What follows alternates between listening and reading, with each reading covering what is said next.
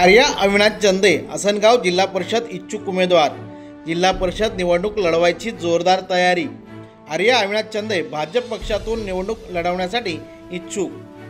असनगाव जिल्हा परिषद गटातून आर्या अविनाश चंदे यांनी आगामी जिल्हा परिषद निवडणुकीसाठी उमेदवारीची इच्छा व्यक्त केली आहे। त्या भारतीय जनता पार्टीतून निवडणूक लढवायची तयारी करत असून स्थानिक स्तरावर भाजप पक्षाच्या कार्यकर्त्यांमध्ये त्यांच्या उमेदवारीची चर्चा सुरू झाली आहे।